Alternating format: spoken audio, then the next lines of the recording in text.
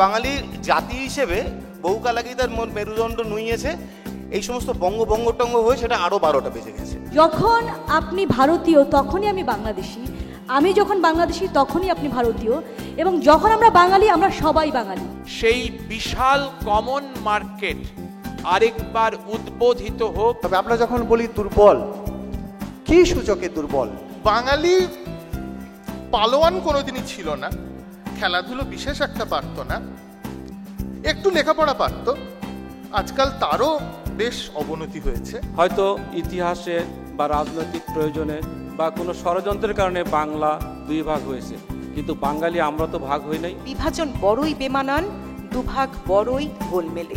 আমি আগে বাঙালি তারপরে মুসলমান, আপনি আগে বাঙালি তারপর ভারতীয় বা তারপর হিন্দু। বাঙালি এরকম একটা শক্তপোক্ত জাতি ছিল বলে তাকে ভাঙাটা ছিল জরুরি দরকার। তেলের শিশি ভাঙলো বলে কুকুর ওপর রাগ করো, তোমরা যে সব বুড়ো খোকা ভারত ভেঙে ভাগ করো। আমি তো ছেলেবেলা থেকে দেখে আসছি বাঙালি ভাগ অঙ্ক খুব ভালো জানে, যোগে দুর্বল। পাওয়া পাওয়ির কোনো ব্যাপার নেই, ক্ষমতা বল শক্তি কেউ কাউকে প্লেটে তুলে দেয় না, ছিনিয়ে নিতে হয়। যদি বৃহৎ বঙ্গ নিয়ে থাকতাম তাহলে বাংলা ভারতীয় উপমহাদেশ পরিচালনা করত রাজনৈতিকভাবে। সহযোগিতার হাত বাড়িয়ে দিলে উভয়কে আমরা উভয় সমৃদ্ধ করতে পারি।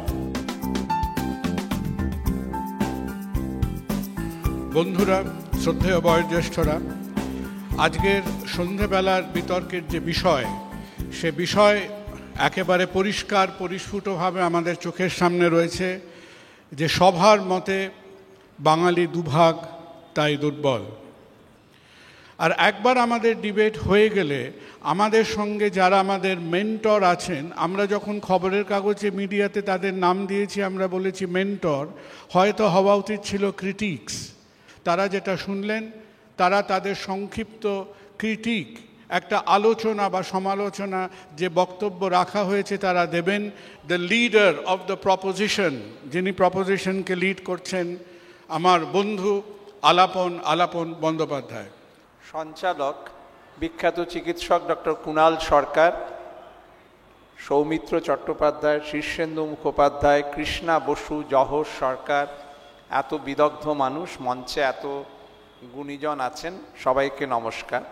বাঙালি দুভাগ তাই দুর্বল, এর পক্ষে বলায় আমার শুধু একটাই দ্বিধা ছিল।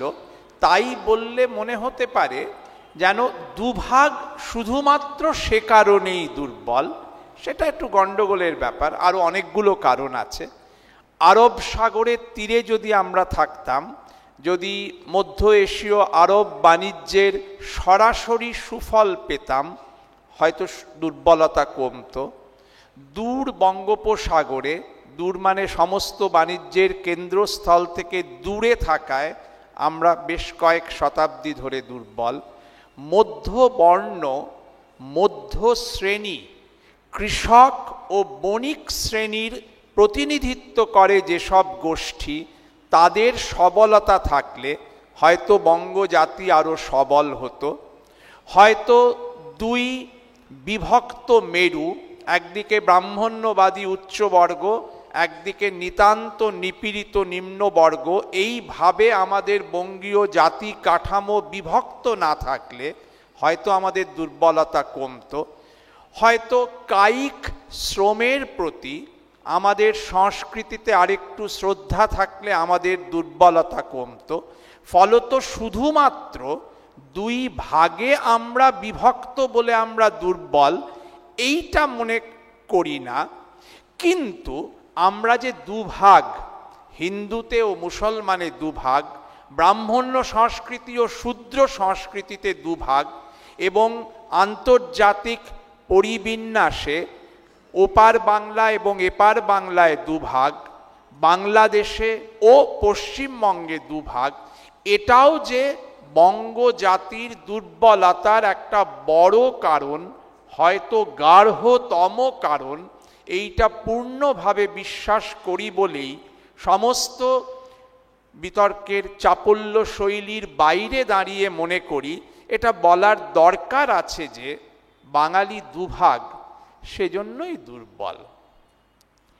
আসলে মোটামুটি বাঙালি জাতির বয়স 1000 বছর। শেলডন পোলক যাকে বলেছিলেন সাংস্কৃতিক কসমোপলিস, সংস্কৃত মহাবিশ্ব, তার থেকে 1000 শতাব্দী নাগাদ রাফলি 1000 এডিতে একের পর এক বেরিয়ে এসছিল ভাষাভিত্তিক আঞ্চলিক ভুবনগুলি। কন্নড়, বঙ্গীয়, মহারাষ্ট্রীয়, গুজরাটি, নানা অঞ্চলে এক একটা ভাষা কৌম গোষ্ঠী অবলম্বন এবং এক একটি আঞ্চলিক রাষ্ট্র নির্মাণ মোটামুটি 1000 খ্রিস্টাব্দ থেকে যখন শুরু হলো, নেপালের জনকপুর বা হিমালয়ের পাদদেশ থেকে মোটামুটি বঙ্গোপসাগর অবধি বিহার, ওড়িশা, আসাম এবং আজকের পশ্চিমবঙ্গ মিলিয়ে একটা বড় উত্থান ঘটেছিল এক জাতীয় ভাষার একটা সমবায়ের। মোটামুটি পূর্বী ব্রাহ্মী লিপি, মোটামুটি এক জাতীয় শব্দ, মোটামুটি সংস্কৃতের দুহিতৃবোধ এবং পরবর্তীকালে অনেকটাই আরবি ফার্সির সমবায়ে এই ভাষা গোষ্ঠী একটা আঞ্চলিক রাষ্ট্র নির্মাণ করেছিল। সেখানেই বঙ্গীয় ভাষা ভিত্তিক জাতি রাষ্ট্রের সূচনা। এখানেই আমরা পেয়েছিলাম পাল, সেন, ইসলাম, ইলিয়াস শাহ, হুসেন শাহ বাংলা ভাষা। এখানেই পেয়েছিলাম অতীশ, দীপঙ্কর, চৈতন্য, শাহজালাল, লালন শাহ হয়ে একটা সমন্বয়ী সংস্কৃতি। পরবর্তীকালে মধ্যযুগ পেরিয়ে যখন ইংরেজের হাত ধরলাম, তখনও এই বঙ্গজাতি এক ধরনের কলোনিয়াল অ্যাডভান্টেজ নিয়ে এগিয়েছিল। তারপর শুরু হয় ভাগ। 1905-এ একবার বাংলা ভাগ, সে তো মিটল। 1911-য় বেরিয়ে গেল বিহার। মগধ বলে, দ্বারভাঙা বলে, মিথিলা বলে যাকে নিতান্ত আপন জানতাম সে বেরোলো। 1937-এ বেরিয়ে গেল ওড়িশা। 1947-এ হলো দেশভাগ। যারা মুসলমান একটা ধর্ম বিশ্বাসে নবীন মদিনার খোঁজে পাকিস্তান নির্মাণ করলেন, তাদের সঙ্গে আরেক দল যে হিন্দু ভদ্রলোক যারা নিজের মতো করে স্বাতন্ত্র্য চেয়েছিলেন, তাদের মধ্যে একটা বিরোধ বাঁধল। দাঙ্গার একটা উন্মত্ততায় আমরা নিজেদের হাত দুটো পরস্পর ছাড়িয়ে নিলুম। সেই যে ভাগ হলো, তারপর চটকল রইল এদিকে, পাট চাষ হয় ওদিকে। যে নদীপথ অতুল গুপ্ত অমনভাবে উদযাপন করবেন তা বিযুক্ত হয় এপারের নদী থেকে ওপারের নদীতে আর যায় না, এপারের রেল আর ওপারে যায় না, শিয়ালদহ ঢাকা মেল আর গোয়ালন্দ যায় না, সড়ক পথে আর কলকাতা থেকে ঢাকা হয়ে আগরতলা যাওয়া সম্ভব নয়, শিলচর, কাছাড়, বরাক উপত্যকার সঙ্গে বর্ধমান, দুর্গাপুরে আর কোনো সরাসরি সংযোগ নেই। এই যে অর্থনৈতিক, সড়কগত, পরিবহনগত বিযুক্তিকরণ ঘটল, এই বিযুক্তিকরণ অর্থনীতিকে, সংস্কৃতিকে, যাবতীয় সমন্বয়কে যে কতটা দরিদ্র করেছে তা প্রতি মুহূর্তে সম্ভবত আমরা প্রত্যেকে জানি। বর্ণ হিন্দুর আধিপত্য আর যেন ফিরে না আসে। ঔপনিবেশিক ভদ্রলোকের উচ্চবর্গীয়ত্ব একদা দেশভাগের কারণ হয়েছিল, সেই বর্ণ হিন্দু ভদ্রলোকের আধিপত্য নিপাত যাক। কিন্তু যে সংস্কৃতি বজ্রযান বৌদ্ধ সংস্কৃতির জন্ম দিয়েছিল, যে সংস্কৃতি সুফি বৈষ্ণব সমন্বয়ের ধারা জেনেছিল, যে সংস্কৃতি সত্যপীর বনবিবিতে নিজেদের যুক্ত করেছিল, যে অর্থনীতিতে যশোর রোড ধরে যশোরে যাওয়া যেত, যে অর্থনীতিতে আমরা যুক্ত ছিলাম, সেই বিশাল কমন মার্কেট আরেকবার উদ্বোধিত হোক। ইউরোপ যদি সমস্ত বিরোধ সরিয়ে নিজেদের পুরাতন সাংস্কৃতিক সমন্বয়ের ধারাকে স্মরণ করে অর্থনীতিকে এবং পরিবহনকে যুক্ত করতে পারে, তাহলে আমরাও পরস্পরের সার্বভৌমত্বকে শ্রদ্ধা করে অর্থনীতিতে, পরিবহনে, সংস্কৃতিতে, কৃষ্টিতে হুমায়ুন আহমেদকে এবং শীর্ষেন্দু মুখোপাধ্যায়কে আগরতলাকে এবং ঢাকাকে ও ঢাকার সঙ্গে কলকাতাকে নানাবিধ উপায়ে প্রতিদিন নবনবভাবে যুক্ত ও উদ্বোধিত করতে পারি এবং তাতেই সবলতার সাধনা হবে, এইটা মর্মে মর্মে বিশ্বাস করি। নমস্কার। ধন্যবাদ, ধন্যবাদ আলাপন। ইতিহাসে কথিত আছে, আলাপন হয়তো একমত হবেন, যে মেগাস্থেনেস নাকি আলেকজান্ডারকে সাবধান করেছিলেন যে বাংলাকে আক্রমণ না করতে। সেই সময় নাকি বাংলার তেমনই পরাক্রম ছিল। তো সেই বাংলাকে একটা কোম্পানি যার 5টা ডাইরেক্টর ছিল এবং 100টা সিকিউরিটি গার্ড ছিল, তার 1002 বছর পরে সেই বাংলাকে কোনো দেশ জয় করেনি, একটা কোম্পানি অধিগ্রহণ করেছিল। এই হলো আমাদের বাংলার হয়তো ইতিহাসের একটা ক্যাপসিউল। ধন্যবাদ, ধন্যবাদ আলাপন। এবং আলাপনের যুক্তি খণ্ডন করতে যিনি এগিয়ে আসছেন তিনি হলেন মোহাম্মদ জাহাঙ্গীর। আসসালামু আলাইকুম, নমস্কার অ্যান্ড ভেরি গুড ইভিনিং।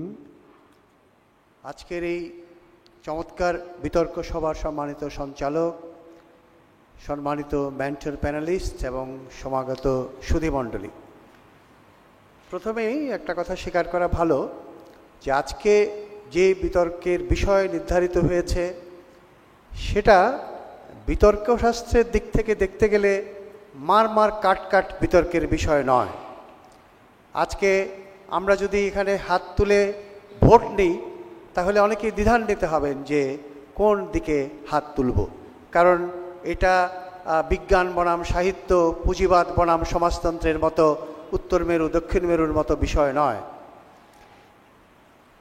যেহেতু এটি বিতর্কের বিষয়, সেহেতু আমি বিপক্ষে বলার জন্য যেহেতু মনস্থ করেছি, সেজন্য আমি কতগুলো বিষয় তুলে ধরতে চাই যেটা আমাদের চিন্তাকে আরেকটু সজাগ করতে সহায়তা করতে পারে। যেমন এই যে আমরা বলছি দুর্বল, কথাটা তো সত্য, দুর্বল। তবে আমি মনে করি যে সেটা বাঙালি কিংবা বাংলা ভাগ বলেই দুর্বল, একথা সত্য নয়। আরও বহুবিধ কারণ এর পিছনে রয়েছে।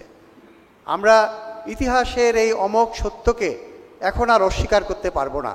সেই 47 সালে কংগ্রেস, মুসলিম লীগ, ব্রিটিশ শাসক এবং রেড ক্লিফ সাহেব মিলে যে ভাগটি করে দিয়েছিলেন সেটাকে আর এখন অস্বীকার করার কোনো সুযোগ আমাদের কাছে নেই। আমরা সেই করুণ বাস্তবতাকে মেনে নিয়ে আমরা কিভাবে আলাদা আলাদাভাবে শক্ত হতে পারি, আমরা সবল হতে পারি, আমরা উন্নত হতে পারি, সেই দিকে আমাদের মনোযোগ দিতে হবে। আজকে বাস্তব সত্য হলো বাংলাদেশ একটি স্বাধীন সার্বভৌম দেশ, আর পশ্চিমবঙ্গ ভারতের একটি বিশিষ্ট রাজ্য।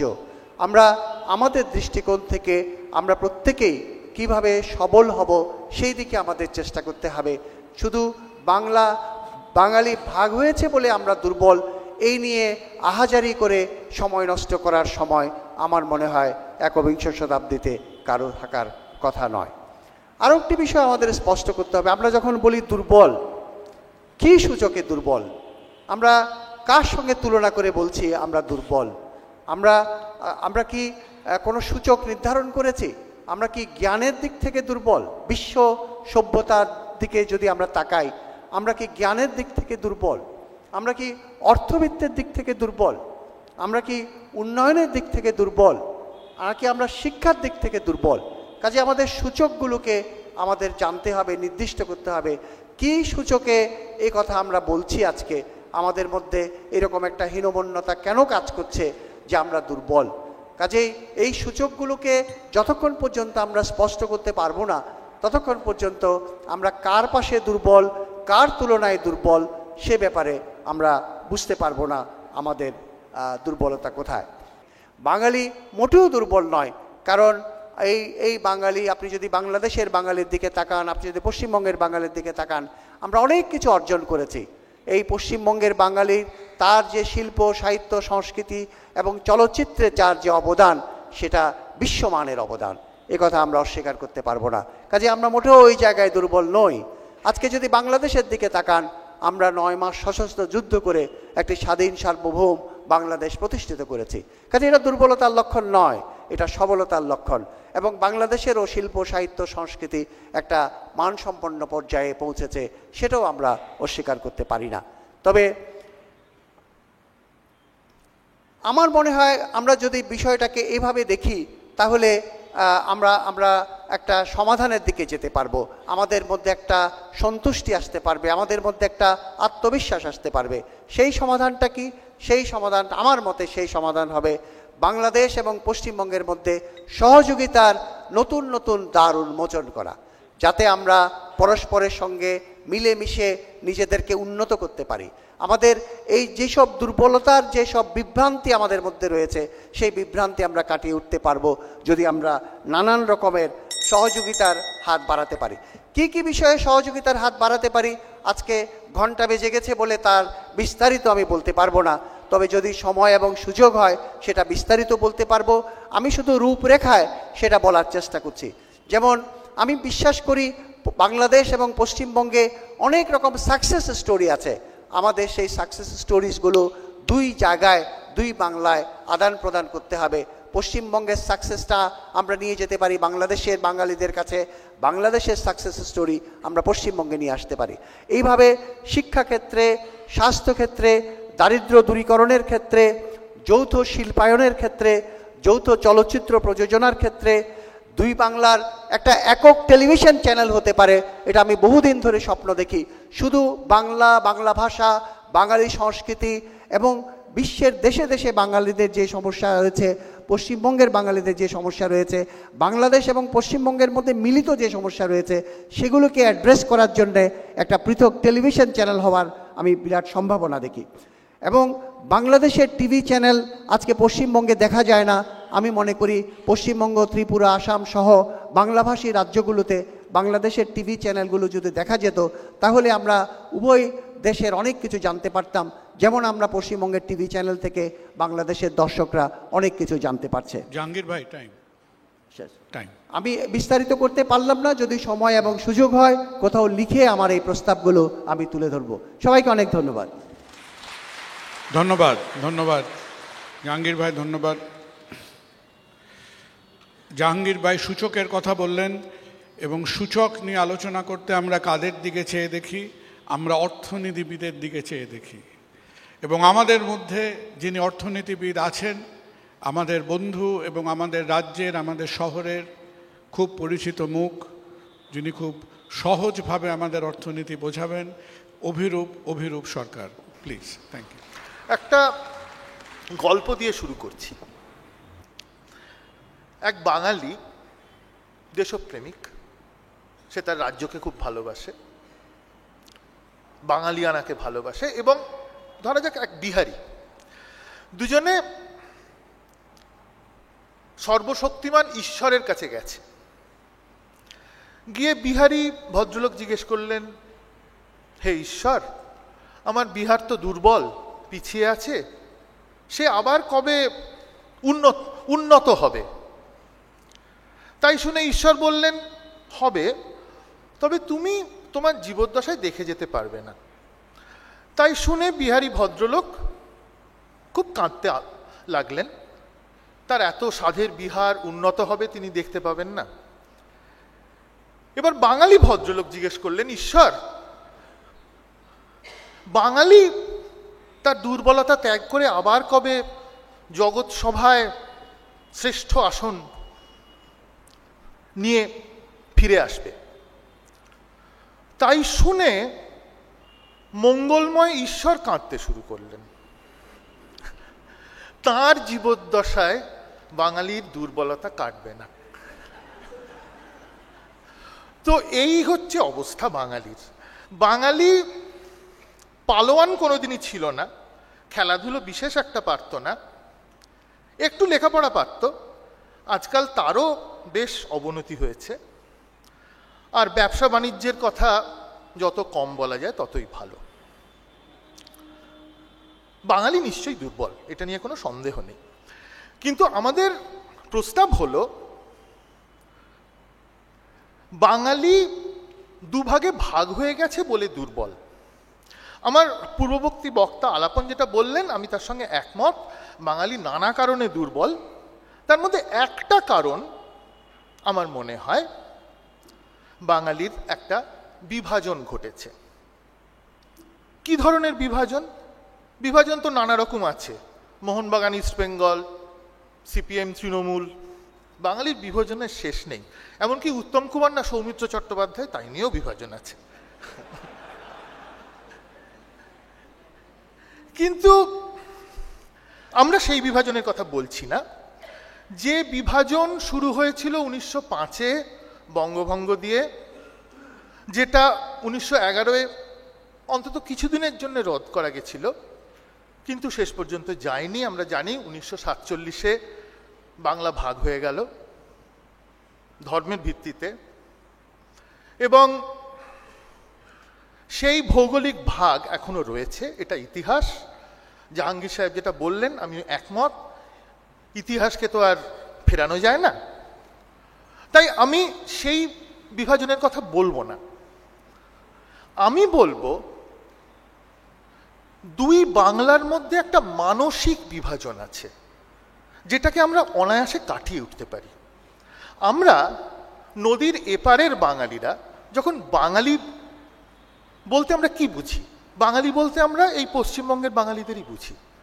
আমরা যেন মনে মনে ভাগ করে নিয়েছি বাঙালি এবং বাংলাদেশি। এটা ঠিক নয়। বাংলাদেশিরা আমাদের থেকে অনেক বেশি বাঙালি। তারা যেভাবে ভাষার চর্চা করছেন, বাংলার চর্চা করছেন, তার কোনো তুলনা নেই। এটা তো আমাদের মাথায় থাকে না। এই যে বিভাজন, এই যে মানসিক বিভাজন, এটার থেকে বেরোতে পারলে পুরোটা না হোক আমাদের দৌর্বল্য খানিকটা নিশ্চয়ই কাটবে। কিভাবে কাটবে? একটা উদাহরণ দিই। আমরা অনেকেই জানি না যে বাংলাদেশে রেডিমেড গার্মেন্ট ইন্ডাস্ট্রি, তাতে একটা ছোটখাটো বিপ্লব হয়ে গেছে। হাতে তৈরি করা যে জামা কাপড় বাংলাদেশ এখন সারা পৃথিবীতে তা রপ্তানি করে, এবং চীনের পরেই বাংলাদেশের জায়গা। এটা খুব সহজ কথা নয়। একটা সময় বাংলাদেশ কিছু সুবিধে পেত, কিন্তু সেই সুবিধে এখন আর পায় না। সকলে ভেবেছিল যে সুবিধাগুলো চলে গেলে অভিরূপ 1 মিনিট বাংলাদেশ আবার আগের জায়গায় ফিরে আসবে, সেটা কিন্তু হয়নি। আমাদের যারা উদ্যোগপতি, আমরা উদ্যোগ নিয়ে এত স্ট্রাগল করছি, আমরা বাংলাদেশে গিয়ে শিখে আসতে পারি কি করে উদ্যোগ নিতে হয়। তেমনি আমাদেরও হয়তো দু একটা জিনিস দেবার আছে। জ্ঞান বিজ্ঞানের চর্চা আমরা এখনো কিছুটা করতে পারি, চিকিৎসা শাস্ত্রই হোক বা কারিগরি বিদ্যা বা ফিজিক্স, কেমিস্ট্রি, এমনকি অর্থনীতি। অর্থাৎ আমি বলবো যে আমাদের মানসিক বিভাজনটা যদি আমরা বাদ দিতে পারি, তাহলে আমাদের দুর্বলতা অনেকটাই কাটবে। কিন্তু দুঃখের ব্যাপার, মানসিক বিভাজনটা আছে, এবং সেই জন্যেই খানিকটা বাঙালি দুর্বল। নমস্কার। অভিরূপ ধন্যবাদ। এবং আজকে আমাদের পরবর্তী বক্তা যিনি আসছেন, আরিফা রহমান রুমা, অভিরূপের যুক্তি খণ্ডন করতে। রুমা, প্লিজ। ভালোবাসার দ্বারা যে বন্ধন, সেটা কি অর্থের দ্বারা সম্ভব? আমার আগে যিনি বলে গেলেন উনি একজন অর্থনীতিবিদ। আমি ভালোবাসার ডালে নিয়ে এসেছি আপনাদের কাছে, যে ভালোবাসা দিয়ে আমি যেভাবে বেঁধে রাখতে পারবো, সেটা কি অর্থ দিয়ে কোনোভাবে সম্ভব কি না? অর্থের যে বন্ধন, সেটা কিন্তু প্রয়োজন ফুরিয়ে গেলেই শেষ। প্রথমত আমি অত্যন্ত দ্বিমত পোষণ করছি যে বাঙালি দুর্বল, নাম্বার 1। নাম্বার 2 হচ্ছে যে এই দুর্বলতার কারণ হিসেবে দেখানো হয়েছে এই যে বিভক্তি বা দেশভাগ, যেটা আসলে এখানে উল্লেখ না থাকলেও স্পষ্ট, যেটা আসলে 47-এর দেশভাগকেই বোঝানো হয়েছে। বাঙালিরা কেবলমাত্র কিন্তু বাংলাদেশ এবং ভারতে আছে তা না, সারা বিশ্বেই ছড়িয়ে ছিটিয়ে আছে। এবং যখন আপনি ভারতীয় তখনই আমি বাংলাদেশি, আমি যখন বাংলাদেশি তখনই আপনি ভারতীয়, এবং যখন আমরা বাঙালি, আমরা সবাই বাঙালি। চাইলেই আমার রাজনৈতিক পরিচয়, আমার নাগরিকত্ব আমি যে কোনো মুহূর্তে কিন্তু বদলে ফেলতে পারি। আমি যদি আজকে আমেরিকার নাগরিকত্ব নেই, আমি কিন্তু আমেরিকান হয়ে যাব, বা আমি ব্রিটিশ হয়ে যাব।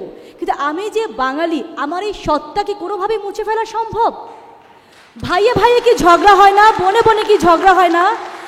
আমার বাড়ি গোপালগঞ্জ, খুলনার সঙ্গে কি আমার একটু অন্যরকম, একটু আলাদা। এই যে চিটাগাঙের ভাষা আমাদের একটু বুঝতে কষ্ট হয়, তার মানে কি আঞ্চলিকতার যে বিভেদ সেটাকে আমার বাঙালিত্বকে কি নষ্ট করে দেয়? রবি ঠাকুরের কবিতা কেন আমার দেশের জাতীয় সঙ্গীত তাহলে বাংলাদেশের? বাংলাদেশের যে সাহিত্যের ঢেউ সেটা কি পশ্চিমবঙ্গে আছড়ে পড়েনি, পড়ছে না? এখানে উপস্থিত আছেন শীর্ষেন্দু সেবাবু, তার যে সাহিত্যের ঢেউ সেটা কি আমাকে আপ্লুত করেনি? আমি কি বুদ্ধদেবের যেই সাহিত্য ছিল সেটা পড়ে পড়ে যে আমার স্বপ্ন দেখা, আমার বেড়ে ওঠা, আমি যে প্রেম শিখেছি বুদ্ধদেবের কাছ থেকে, সেটাকে আমি অস্বীকার করতে পারবো? তেমনিভাবে হুমায়ুন আহমেদের হিমু কি এখানে আছড়ে পড়েনি, এখানে আসেনি? আমাদের বাঙালিত্বের যে অর্জন, আমাদের বাঙালিত্বের শুরু আসলে 1000 বছর ধরে, কিন্তু দেখেন আমাদের অর্জনটা কিন্তু এই 68 বছরের ভেতরেই, মানে 47-এর পরে কিন্তু হয়েছে। বাংলা এর আগে কি কখনো বাঙালি শাসন করতে পেরেছে? ভারত কি এর আগে কখনো বাঙালি শাসন করতে পেরেছে? ভারত এখন বাঙালি শাসন করছে, একজন বাঙালি ভারতের রাষ্ট্রপতি। তেমনিভাবে বাংলাদেশের জন্ম হয়েছে, একটা আলাদা স্বাধীন দেশের জন্ম হয়েছে বঙ্গবন্ধু শেখ মুজিবুর রহমানের হাত ধরে, একজন বাঙালির হাত ধরে। একজন বাঙালির হাত ধরেই কিন্তু বাংলা ভাষা রাষ্ট্রভাষার মর্যাদা পেয়েছে, একজন বাঙালির হাত ধরেই কিন্তু জাতিসংঘে 1974 সালে বাংলা ভাষায় কিন্তু উচ্চারিত হয়েছে শব্দমালা, উচ্চারিত হয়েছে বক্তৃতা। সেই থেকে বলছি যে আমাদের যত অর্জন, আমরা যে যেখানেই থাকি, আমার ছেলে আজকে যে আমার যে ভাই সে কি আমার সঙ্গে থাকে, আমার দেশেই কি থাকতে হবে তা কিন্তু না। কিন্তু আমি যে বাঙালি, এই সত্তা যদি আমি মনে প্রাণে ধারণ করি, লালন করি, এবং আজকে যে চর্চার সুযোগটা আমার হলো, এই চর্চার সুযোগ যদি অব্যাহত থাকে, তাহলে আমাদের এই বন্ধন, এই যে ভিসা পাবার যে ঝামেলা বা এই ভিসা পাবার দূরত্বের কারণে যে দূরত্বটা আসলে, এটা কিন্তু ঘুচে যাবে, এটা থাকবে না। আমরা আসলে এই বাঙালিত্বটাকে কতটুকু ওন করছি, কতটা ধারণ করছি, আমি কতটা ভারতীয়, কতটা বাঙালি, আমি কতটা বাংলাদেশি আর কতটা বাঙালি। আমি এর আগেও বললাম যে আমার বাঙালিত্ব কিন্তু কোনোভাবেই মুছে ফেলা সম্ভব না। আজ আপনি চাঁদে যান, মঙ্গল গ্রহে যান, আপনি কিন্তু সেই বাঙালি থেকে যাবেন। আপনার আমার যে আত্মিক টান, আপনার আমার যে চেনা জানা, আপনার আমার যে বোঝাপড়া, এটা কি অন্য কোনো জাতির দ্বারা কোনোভাবেই সম্ভব বোঝা? আমি কি কোনোভাবেই তাকে একইভাবে আপন করে নিতে পারবো? আপনার চেহারার অভিব্যক্তি দেখে, আপনার চোখ দেখে তো আমি বুঝে ফেলি আপনার এখন কি খেতে ইচ্ছে করছে। খাবারের পরে একটু মিষ্টি খাওয়া, এটা কি অন্য কোনো জাতি বুঝবে? কাজে এটা কোনোভাবেই বলবার কোনো সুযোগই নাই যে এই বিভক্তি আমাদের দুর্বলতার কারণ। দুর্বলতার কারণ যদি এটা বলে আমরা বসে থাকি, তাহলে আমরা অন্য জাতি থেকে কিন্তু আরও পিছিয়ে যাব। আমাদের এটা চিন্তা করবার সুযোগ নাই। আপনি মালয়েশিয়ার দিকে তাকান, সিঙ্গাপুর আলাদা হয়ে যে তারা কত স্ট্রং জাতি হয়ে গেছে। আজকে ইংরেজদের দিকে তাকান, অস্ট্রেলিয়া গিয়েছে, অস্ট্রেলিয়া কোথায় চলে গেছে, আমেরিকা গিয়েছে, আমেরিকা তারা ডমিনেট করছে, যে কান্ট্রিতেই যাচ্ছে। আমরা আমাদের যে ব্যক্তিগত দুর্বলতা, সেটা হচ্ছে আমরা বিভিন্ন সময় বিভিন্ন জিন দ্বারা আসলে আমাদের বাঙালি জাতিসত্তার তৈরি বলেই আমরা খুব দ্রুত বোধ হয় একজন আরেকজনের সঙ্গে অন্য কোনো জাতির সঙ্গে মেশার চেষ্টা করি বা মিশতে চাই। একটা কথা মাথায় রাখতে হবে, কাক যদি ময়ূর পুচ্ছ ধারণ করে সে কখনো হয় না কাক, আবার সে কখনো হতে পারে না ময়ূর। ওই অবস্থায় যেন আমরা না যাই।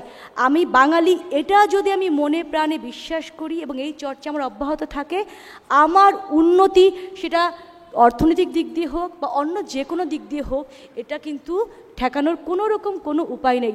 আমরা যদি প্রতিযোগিতার কথা বলি, সেই প্রতিযোগিতার দিকে দেখেন আমাদের ভারত উপমহাদেশে যতজন নোবেল পুরস্কার পেয়েছেন তার মধ্যে কয়জন বাঙালি? আমরাই কিন্তু বেশি সংখ্যায়। জ্ঞানী বিজ্ঞানে দেখেন আমরা বিভিন্নভাবে বিভিন্ন জাতি দ্বারা শোষিত হয়েছি। শোষিত হবার পরেও আজকে যদি আমার সেই বোধোদয় হয়, আজকে যেহেতু আমাকে শাসন করতে পারছি, আমার এই বুঝটা হয়েছে, তাহলে কিন্তু আমাকে আর পেছনে ফিরে তাকাতে হবে না। রুমা, অসংখ্য ধন্যবাদ, অসংখ্য ধন্যবাদ। এবং আরিফা রহমান রুমার আবেগের যে প্লাবন, তার আবেগের যে ঢেউ, সেই আবেগের ঢেউ মোকাবিলা করার জন্যে আমাদের সামনে আসছেন সঙ্গীত শিল্পী, সঙ্গীতকার, চিত্র পরিচালক আমার বন্ধু অনিন্দ। Please, thank you. বক্তব্যের গোড়ায় একটা সোজা কথা সোজাভাবে বলে নেওয়া ভালো, সেটা হচ্ছে যা ভেঙে যায় তাই দুর্বল। ফলে এটা নিয়ে শোক, হতাশা, কান্নাকাটি এসব করে লাভ নেই।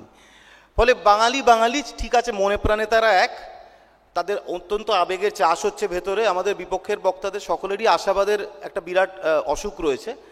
কিন্তু ব্যক্তিগতভাবে আমি মনে করি সেটা হচ্ছে যে বাঙালি বহুকাল আগে থেকেই মেদামারা এবং দুর্বল, ফলে বাঙালির জাতি হিসেবে বহুকাল আগেই তার মেরুদণ্ড নুইয়েছে। এই সমস্ত বঙ্গটঙ্গ হয়ে সেটা আরও 12টা বেজে গেছে। ফলে আজকে বাঙালি যে দুর্বল বিতর্কের বিষয়, এইটা নিয়ে কোনো সন্দেহ নেই, এটা প্রমাণিত। এখন ব্যাপার হচ্ছে যে এইটা দেখতে হবে যে বাঙালি দুভাগ তাই দুর্বল কিনা। অর্থাৎ বাঙালি যদি দুভাগ হয় তাহলে বোঝা যাচ্ছে হ্যাঁ বাঙালি স্পষ্টতই দুর্বল। এখন বাঙালি দুভাগ কি করে আমরা বুঝতে পারবো? অভিরূপদা এক্ষুনি কিছুক্ষণ আগে বলে টলে গেলেন যে বাঙালি ছোটবেলা থেকে তার প্রিয়তম শব্দ হচ্ছে একটাই, সেটা হচ্ছে বনাম। বাঙালি তুলনা করার ক্ষেত্রে হচ্ছে রাজা একবারে। যদি কোনো কারণে কেউ একবার মুখ ফসকে বলে ফেলেছে যে সৌমিত্রদার ওই ছবির অভিনয়টা ভাল লেগেছে, তখনই বলবে হ্যাঁ খুব ভালো, কিন্তু উত্তম কুমার আর ওই লাল পাথর ছবিতে যা করেছিলেন সেটাও মনে রাখার মতন।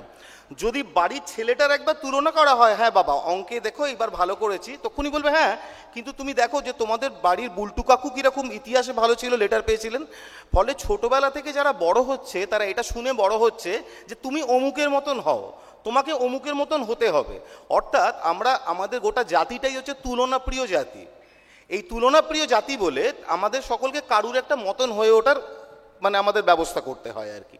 আর বনাম কেন? বাঙালি চিরকাল সব কিছুতেই বনাম, তার কারণ সত্যজিৎ বললে বলবে ঋত্বিক, মোহনবাগান বললে বলবে ইস্টবেঙ্গল, হেমন্ত বললে বলবে মান্না। এই যে লাখ লাখ নারদ পাগলা গারদ একটা ব্যবস্থা আমরা চিরটাকাল লাগিয়ে রেখেছি, এর থেকে বোঝা যায় যে বাঙালি চিরটাকাল এই লড়াইটা উপভোগ করে। বাঙালি কোনো একটা প্রসঙ্গে কাউকে তাকে নিয়ে কথা বলবে না। অর্থাৎ বাঙালি একককে স্বীকৃতি দেয় না, সে সবসময় স্বীকৃতি দেয় দুজনকে। অর্থাৎ কেউ যদি মুখ ফসকে বললে চন্দ্রবিন্দুর এই গানটা ভালো লেগেছে, সবাই বলবে কেন? ভূমি কত ভালো গান গেয়েছিল। বাংলাদেশে যদি বলে জেমসের গানটা ভালো হয়েছে, বলবে কেন? এলআরবি কিসে কম গেল। অর্থাৎ চিরটাকাল ওই এপার বাংলা আর ওপার বাংলা করতে গিয়ে আমরা সারাক্ষণ একটা শুম্ভ নিশুম্ভ লড়াই লাগিয়ে রেখেছি। আপনারা দেখুন ডিবেটিং সোসাইটি আজকে বিতর্ক করেছে, পিছনে এই যে এখানে লেখা রয়েছে কলকাতা ঢাকা তর্ক বিতর্ক। শুধু বিতর্ক লিখলেই কিন্তু চলতো, কিন্তু তার আগে আবার একটা প্রিফিক্স হিসেবে তর্ক জুড়ে দিয়েছে। অর্থাৎ একে অপরের সঙ্গে যাতে ঠোকাঠুকিটা লাগে তার একটা ব্যবস্থা করে দিয়েছে। এটা ছাড়া আমরা কোনোদিন কোনো সময় বাঁচতে পারি না। এটা হচ্ছে বাঙালির ওই বনাম বিতর্ক, এটা বনাম ওটা, সেটা বনাম সেটা, যে এটা তার কারণ হচ্ছে বাঙালি না চিরকাল হচ্ছে খুব অশান্তিপ্রবণ জাত। যে সময় সিপিএম ছিল সবসময় আমরা বলতাম এই সিপিএম ভালো না, তৃণমূল এলে দেখবেন ভালো হবে। এখন তৃণমূল এসছে, বলছি না তৃণমূল ভালো না, সিপিএম আগে ভালো ছিল। ফলে কোনো অবস্থাতে আমরা কোনো সময় সুখী নই। ফলে বাঙালি এই যে চিরকালের একটা অসুখী প্রবণতা, এইটা নিয়ে চিরকাল বাঁচে বলেই বাঙালি দুর্বল। বাঙালিকে যদি ভাগ করা যায়, এখানে অবশ্য চিকিৎসক রয়েছেন, কুণালদার মতন চিকিৎসক রয়েছে, শ্যামলদার মতন চিকিৎসক রয়েছে, তাও সাহস করে বলছি যদি মাঝামাঝিভাবে বাঙালিকে কাটেন, কখনো দুভাগ করেন, তাহলে দেখবেন বাঙালির দুটো মাত্র হচ্ছে জায়গা, একটা হচ্ছে মুড়ি আর একটা হচ্ছে ভুঁড়ি। এখন আপনারা বলতে পারেন কেন মগজের সাথে কি মন নেই? বাঙালির অ্যাকচুয়ালি মন নেই, ওটা ভুঁড়ির মধ্যে ইনক্লুডেড, ওটা প্যাকেজে আসে। তো ফলে এই যে বাঙালির ভুঁড়ি একরকম কথা বলে আর মুড়ি একরকম কথা বলে। কীরকমভাবে কথা বলে? তার কারণ হচ্ছে যে বাঙালির ভুঁড়ি বলে আজকে লেক ক্লাবে ভালো মেনু আছে, 3টে ইলিশ মেরে দাও। আর মুড়ি বলে না কালকে মর্নিং ফ্লাইট আছে, কিন্তু উঠতে পারবে না, এইসবগুলো ব্যাপারটা হবে না ঠিকঠাক মতন। ফলে সে বলে না বাবা বেশি খাওয়া দাওয়া করো না, একটু সামলে সুমলে চলো আর কি। এই মুড়ি আর ভুঁড়ির কনফ্লিক্টটা কী থেকে হয়? এই কনফ্লিক্টটা হচ্ছে বেসিক্যালি স্বাদ আর সাধ্যের তফাৎ। অর্থাৎ আমাদের স্বাদ রয়েছে যে আমরা এভারেস্টে চড়বো, কিন্তু আমাদের সাধ্য নেই। তার কারণ আমরা লিফট বন্ধ থাকলে 3 তলা গজগজ করতে করতে হেঁটে উঠি, আর কোথায় এভারেস্ট। হ্যাঁ, বাঙালির সাধ্য আছে, উনি যেরকম আমার পূর্ববর্তী বক্তাই যেরকম মনে প্রাণে বলছিলেন আমরা কতটা একসঙ্গে থাকি। মনে প্রাণে তো আমিও খুব ভালো ক্রিকেট খেলি, আমি পরপর প্রত্যেকটা বলে 6 মারি, কিন্তু আমাকে ইন্ডিয়ান টিমে নেয় না বাস্তবে। ফলে মনে প্রাণে এবং আত্মিক টানে যতই আমরা এক হই, কার্যত আমরা দুটো আলাদা দেশ। আমরাও জানি বাংলাদেশ থেকে ওনারা এসছেন সম্মাননীয় অতিথি, ওনাদেরকে আমরা ডাকি সেই বলে, আর ওনারাও আমাদের ওখানে গেলে ভীষণ ভালোবাসেন, কিন্তু আমাদেরকে ইন্ডিয়ান বলে ডাকেন। ফলে দুটো দেশ কিন্তু আলাদা, এটা বুঝতে হবে। যদি এক হতো ক্রিকেট টিমটা একটু ভালো হতো, সাহিত্যিকদের টিমটা খুব ভালো হতো। আজ সত্যি তো সুনীলদা এবং হুমায়ুন আহমেদ পাশাপাশি দাঁড়িয়ে ছবি তুলছেন, বা শীর্ষেন্দুদা বা আনিসুজ্জামান একসঙ্গে কথা বলছেন, এটা দেখতে আমাদেরও ভালো লাগতো। কিন্তু ঘটনা এটাই, আমরা আলাদা হয়ে গেছি বলে আমাদের দুর্বলতা আরও প্রকট হয়েছে। দুর্বলতা আরও অনেক জায়গায় রয়েছে, শুধু স্বাদ আর সাধ্যের তফাৎ নয়। তফাতের জায়গাটা কোথায়? তফাতের জায়গাটা হচ্ছে যে আজকে যে বঙ্গভঙ্গ নিয়ে কথা হচ্ছে, আলাপনদা বলছেন আমাদের বাঙালি জাতির ইতিহাস, আমি এত শত জানি না। আমরা তো বঙ্গভঙ্গের অনেক পরবর্তী প্রজন্ম, আমরা ঋত্বিকের ছবি দেখে বঙ্গভঙ্গ চিনেছি। কিন্তু বঙ্গভঙ্গর এই সীমান্ত পারের আরও অনেক রকমের দৃষ্টান্ত আছে, সেটা শুধুমাত্র কিন্তু ওই 1905 দিয়ে নয়। তার কারণ হচ্ছে আজকে বাঙালির ঘরের, প্রত্যেকটি বাঙালি ঘরের, যারা এই মঞ্চে বসে আছে, যারা আপনারা বসে আছেন, আপনারা দেখবেন আপনাদের বাড়ির সেরা ট্যালেন্ট যারা সত্যি পড়াশোনায় ভালো, সত্যি প্রতিভাবান, তাদেরকে আপনারা ঘরে রাখতে পারেননি। তারা প্রত্যেকে আছে হয় ক্যালিফোর্নিয়া, নয় মিনেসোটা, নয় লন্ডন, নয় তারা চলে গেছে ইউরোপের অন্য কোনো স্টেটে, যেখানে তারা খুব মনের সুখে পড়াশোনা করছে এবং তাদের প্রতিভা বা মেধা দ্বারা সমৃদ্ধ হচ্ছে সেই দেশটি। এটা এক ধরনের বঙ্গভঙ্গ নয়? 1 মিনিট। Thank you. এটা এক ধরনের বঙ্গভঙ্গ নয় যে আজকে আমরা যাদেরকে রাখতেই পারছি না, অর্থাৎ দেখা যাচ্ছে যে বাঙালি যদি যে পরিবার, যে বৃহৎ পরিবারের স্বপ্ন দেখে আজকের একটা জনজাতি তৈরি হয়, যে পরিবারের বা যে জাতির স্বপ্ন দেখে একটা দেশ গঠিত হয়, সেই দেশের সেরা ট্যালেন্ট যদি বিদেশে গিয়ে বসে থাকে, তাহলে সেটা এক ধরনের সত্যি বঙ্গভঙ্গ নয়। এটা তো বাংলাদেশেরও সমস্যা, ইন্ডিয়ানদেরও সমস্যা, যে আমরা আমাদের এখানে কাউকে রাখতে পারি না। ফলে আমার যেটা বক্তব্য, যে কোনো সময় একটা দেশ হিসেবে, জাতি হিসেবে সার্বভৌমভাবে একজোট হয়ে আমরা কোনোদিনই এসে দাঁড়াতে পারিনি। আমাদের এই লাখ লাখ কাজিয়া সারাক্ষণ লেগে রয়েছে, যেটার জন্য আস্তে আস্তে আরও বেশি একে অপরের থেকে সরে আসছি এবং মনে প্রাণে দুর্বল হয়ে রয়েছি। আজকে সত্যি বলুন যে আজকে যে লেক ক্লাব, এত বড় একটা ক্লাব, সেখানে সেই ক্লাবে যেরকম কোনোদিন যদি সেটা আলাদা হয়ে যায় শব্দ দুটো, একদিকে লেক চলে গেল, একদিকে ক্লাব চলে গেল, তাহলে লেকও মিস করবে ক্লাবের টুংটাং, আর ক্লাবও মিস করবে লেকের রোয়িং। তো ফলে সেটাও যেরকম কখনো হওয়ার নয়, একই রকমভাবে বাঙালি জাতি হিসেবেও যখন তারা আলাদা হয়ে যায়, যখন তারা একটু করে তারা দুজনের আলাদা একটা মধ্যস্থতার একটা কাঁটাতার গড়ে ওঠে, কাঁটাতারটা শুধুমাত্র ভৌগোলিক সীমারেখা দিয়ে নয়, কাঁটাতারটা মানসিক, কাঁটাতারটা আত্মিক, এবং এটা রয়েছে, এবং সেটার কারণে বাঙালি চিরকাল দুর্বল। আর এই সবলতার জন্য যারা সওয়াল করছেন, বাঙালি কী করলে সওয়াল হবে, সেইটা অন্য একটা বিতর্ক সভায় হবে, কেননা সেটা এই বিতর্ক সভার বিষয় নয়। ফলে বাঙালি দুর্বল, বাঙালি দুর্ভাগ বলেই দুর্ভোগ। এবং আপনারা সবসময় মনে রাখবেন একটা কথা, দুর্ভাগা বাঙালিদের বিশেষণ হিসেবে সবচেয়ে সুপ্রযুক্ত, আর দুর্ভাগা কথাটার মধ্যে দুভাগ কথাটা লুকিয়ে রয়েছে। ধন্যবাদ। ধন্যবাদ অনিন্দ, বাঙালির একটা সুতীক্ষ্ণ ব্যবচ্ছেদ করার জন্য। তো বাঙালির সুতীক্ষ্ণ অনিন্দর দ্বারা ব্যবচ্ছেদের পরে আমরা কার দিকে চেয়ে দেখব, তার যুক্তির মোকাবিলা করার জন্যে আমাদের খুব কাছের মানুষ, বর্তমান আওয়ামী লীগ সাংসদ এবং একজন সিনিয়র ফিজিশিয়ান ঢাকার এনামুর ভাই, এনামুর রহমান, প্লিজ। আমরা শুধু বাঙালি হিসেবে আজকে এখানে যে আনন্দ উৎসব করছি, এটা দেখে আমি শ্রদ্ধার সাথে একজনকে স্মরণ না করে পারছি না। তিনি আমাদের জাতির জনক, মহান জাতির পিতা বঙ্গবন্ধু শেখ মুজিবুর রহমান। কারণ তিনি তার জীবনের ত্যাগের বিনিময়ে 9 মাস সশস্ত্র মুক্তিযুদ্ধের নেতৃত্ব দিয়ে পাকিস্তান থেকে পুরো পাকিস্তানকে আলাদা করে বাংলাদেশের জন্ম দিয়েছেন বলেই আজকে আমরা বাংলাদেশ থেকে এই বিতর্কে অংশগ্রহণ করার জন্য এখানে উপস্থিত হওয়ার সুযোগ পেয়েছি। তা না হলে যদি আজকে পুরো পাকিস্তান থাকতো, আমরা হয়তো এই সুযোগটা, এই আমন্ত্রণই গ্রহণযোগ্য হতো না, আমরা হয়তো অনুমতি পেতাম না। আর তিনি এমনই একজন বলিষ্ঠ নেতা ছিলেন, যিনি 1947 সালের দেশভাগের পরেই এই বাংলা ভাষাকে রাষ্ট্রভাষার জন্য 1948 সালে আন্দোলনের নেতৃত্ব দিয়েছিলেন এবং 1952 সালে রাষ্ট্রভাষা বাংলাকে স্বীকৃতি আদায় করতে সক্ষম হয়েছিলেন।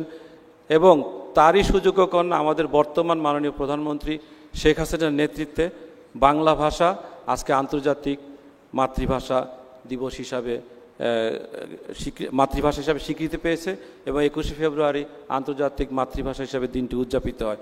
সেটা আমাদের এই দুই বাংলার সব বাংলা ভাষাভাষীদের জন্য একটা বিশাল গৌরবের বিষয়।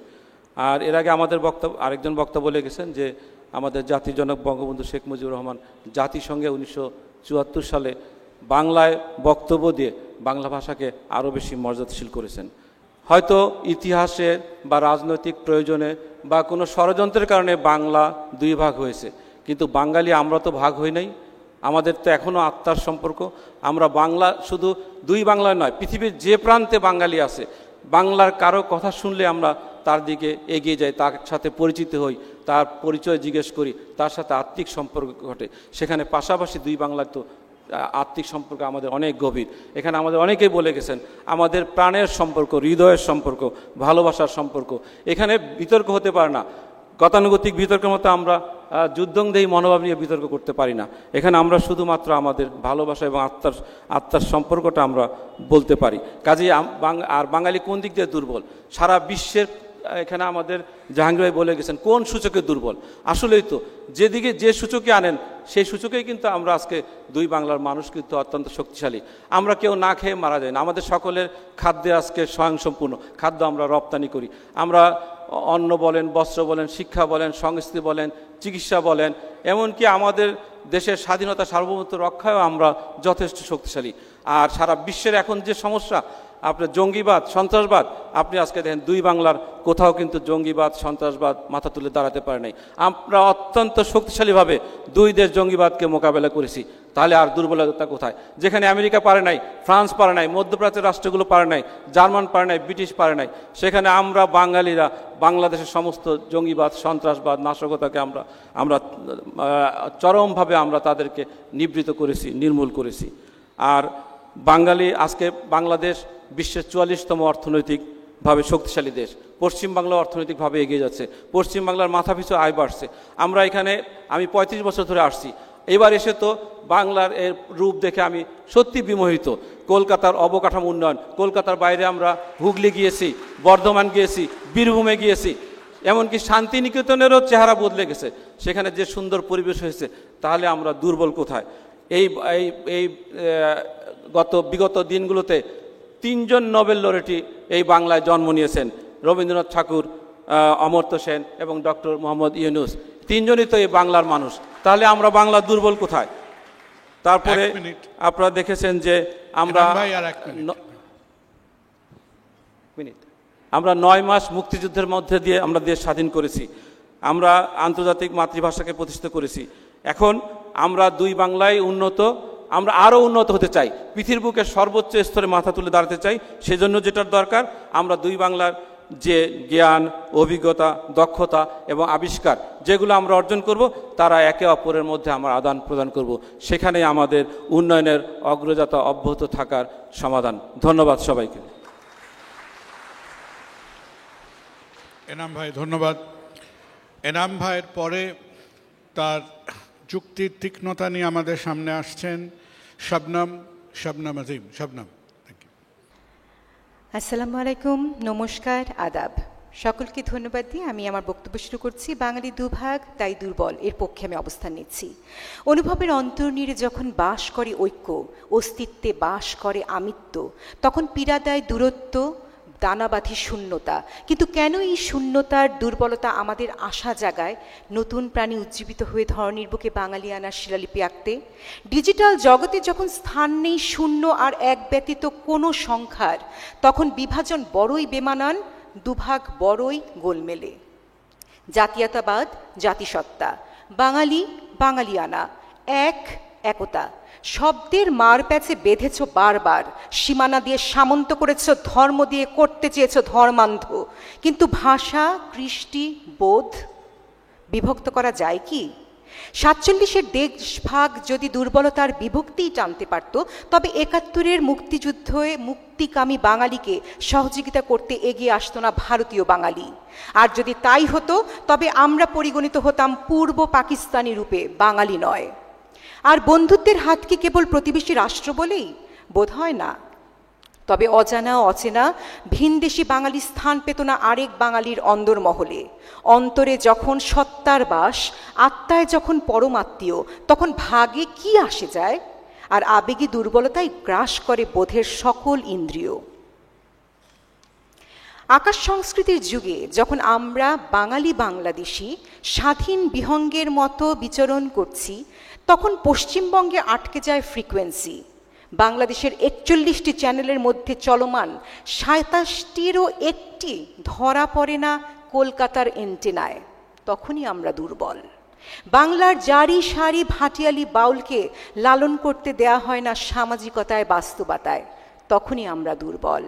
সুচিত্রা ভট্টাচার্যের কাছের মানুষ যখন বাংলাদেশের মানুষকে কাঁদায়, হাসায়, তখন কলকাতা আটকে পড়ে গতানুগতিক সোপ অপেরায়। তাই আমরা দুর্বল। ভাষা আন্দোলনের আন্তর্জাতিক স্বীকৃতিস্বরূপ যখন দিবস পায় বিশ্ব, তখন সে অর্জন পূর্ব বাঙালির হয়, পশ্চিমের নয়। তখন আমরা দুর্বল। এভাবে কি বাধা যায় আমাদের? যখন সুন্দরবনের একমাত্র পৃথিবীর ম্যানগ্রোভ সবচেয়ে বড় যে সুন্দরবন, সেই সুন্দরবনের বাঘ বীরদর্পে বিচরণ করে পুরো বনভূমি জুড়ে, তখন আমরা বাঙালিরা বাংলাদেশি হই আর পশ্চিমবঙ্গের হই, বিড়ালের মতো কুই কুই করে একটি ভিসার জন্য। তখন আমরা দুর্বল। যোগাযোগবিদ মার্শাল ম্যাকলুহান স্বপ্ন দেখিয়েছেন বিশ্বগ্রামের। মনের আঙিনায় আঁকবে না কোনো সীমানা, কাটবে না কোনো দাগ, অখণ্ড হৃদয়ে সত্তাই পাবে অমরত্ব। তবে কেন বিভাজন, আর কেনই বা বাঙালির মনের মানচিত্রে বাঙালি আনার পোস্টমর্টেম? দুর্বলতা তা পুঞ্জীভূত শক্তির নাম। বাঙালির বিভক্তিতে দুর্বলতা এসেছে বইকি, কিন্তু ম্লান হয়নি সংগ্রামী চেতনা, ধসে যায়নি আমাদের চেতনা, ধসে যায়নি অদম্য কর্মস্পৃহা, মুহূর্তের জন্য থমকে দাঁড়ায়নি আদি অনন্য বাঙালির কৃষ্টি ঐতিহ্য। এই দুর্বলতা তেমনি মাঝে মাঝে তবু দেখা পাই, চিরদিন কেন পাই না। এ যদি দুর্বলতা হয় তবে আমরা দুর্বল, এবং সত্যিই আমরা দুর্বল। এই বিভাজনের এই মানসিক দুর্বলতায় আমরা চাই না কোনোভাবেই নিজেকে আষ্টেপৃষ্টে বেঁধে রাখতে, আর শেষ করতে চাই এভাবে। শুধু আমার বুকের ভেতর মৃত নদীর মতো শীতল, আমি তোমার থেকে দূরে হেঁটে চলে গেছি রোজ। দূরে গেছি বেলা শেষে ফিরে ফিরে আসবার জন্য। ধন্যবাদ।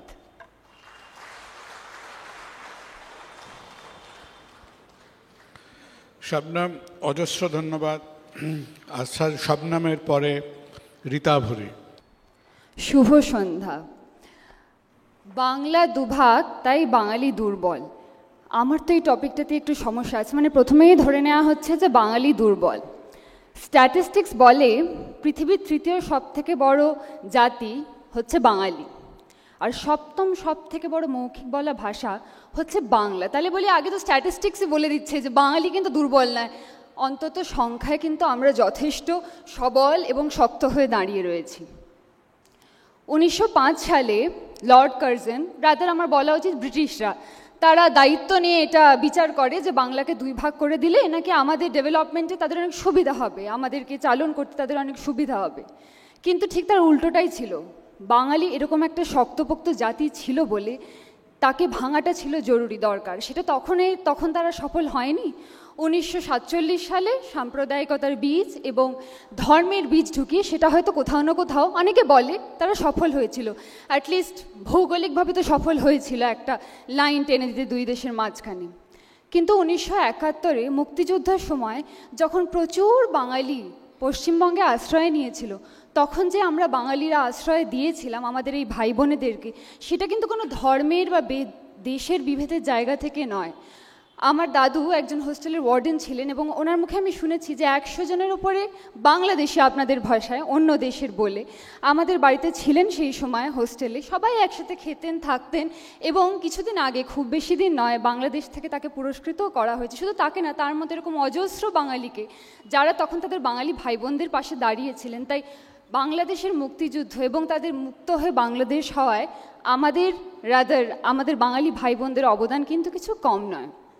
এবারে বলি, বাঙালি বলতেই শুধু এই যে ঢাকা বা কলকাতা বা পশ্চিমবঙ্গ, এটা কিন্তু একটা ভীষণ ক্লিশে ধারণা আমার মনে হয়। বাঁকুড়াতেও তো বাঙালি আছে, উড়িষ্যাতেও আছে, আসামেও আছে, তারা কি বাঙালি নয়? দিল্লি, বম্বে, চতুর্দিকে বাঙালি ডায়াসপোরা বিশাল।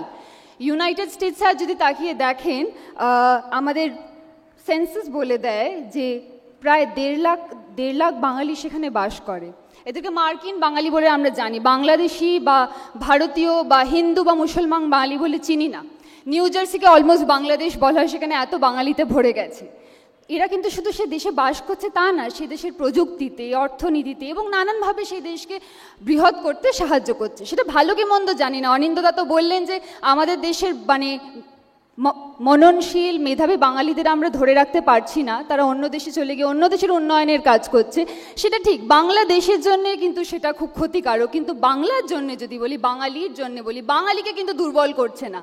বাঙালি কিন্তু তার মেধা নিয়ে সে যেই দেশে সুযোগ পাচ্ছে, জাপানে এই যে সফটওয়্যার ইঞ্জিনিয়ারিং সব থেকে বড় সংখ্যা হচ্ছে বাঙালিদের, তারা কিন্তু তাদের সুযোগ তারা খুঁজে নিচ্ছে এবং যেখানে তাদের উন্নয়ন হতে পারে তারা সেখানে পৌঁছে যাচ্ছে। তাই বাঙালি কিন্তু দুর্বল কোনোভাবেই নয়। নোবেল প্রাইজের কথাই বলি, একটু আগে আমার একজন বক্তা বললেন নোবেল পুরস্কারের কথা, যে বাঙালির হাতে কিন্তু এখনও ভারতীয়দের মধ্যে সব থেকে বেশি নোবেল পুরস্কার আছে। শুধু ভারতীয় বলবো কেন, বাঙালির হাতেই বলি। মোহাম্মদ ইউনুসের কথা বলি, Mohammad Yunus was rated number 2 in Foreign Policy magazine of top 100 global thinkers. আর রবীন্দ্রনাথের কথা তো না বললেই নয়। আসলে কোনো বিতর্কে রবীন্দ্রনাথ ছাড়া তো সম্পূর্ণ হয় না, যদিও আমি একটু অ্যাভয়েড করি, তখন বললেই আমাকে এই ধরনের কথা শুনতে হয় যে রবীন্দ্রনাথের 100 বছর আগেও রবীন্দ্রনাথ হয়নি, 100 বছরের পরেও রবীন্দ্রনাথ হয়নি। কিন্তু এটা তো ফ্যাক্ট যে রবীন্দ্রনাথ দুই দেশের জাতীয় সঙ্গীতই রবীন্দ্রনাথের লেখা। শুধু তাই না, আমাদের এই যে পাঠ্য বইয়ে যেগুলো পড়ে আমরা বড় হই, পড়াশোনা করি, সেখানে তো রবীন্দ্রনাথের লেখা আমরা দুই বাঙালিই পড়ি, এখানেও পড়ি ওদিকেও পড়ি। জসিমউদ্দিনের লেখা কি আমরা শুধু এদিকে পড়ি, ওখানেও তো পড়া হয়। শুধু তাই না, শিক্ষা সাহিত্যের জায়গা থেকেও যেটা নিয়ে বারবার আলোচনা হয়েছে, আমি আবারও বলছি যে শীর্ষেন্দু মুখোপাধ্যায় বা হুমায়ুন আহমেদ, বেগম রোকেয়া বা সুনীল গঙ্গোপাধ্যায় কিন্তু আজকে আমার তোমার বলে কিছু নয়, বাঙালির। আজ বাঙালি যখন কোনো পুরস্কার পায় বাইরে বা সমাদৃত হয় এবং দেশের বিভিন্ন জায়গায় কাজ করে দেশে প্রদেশে, আমরা কিন্তু বাঙালি বলে গর্ব করি, আমরা কিন্তু দেশ বলে কেটে দিই না।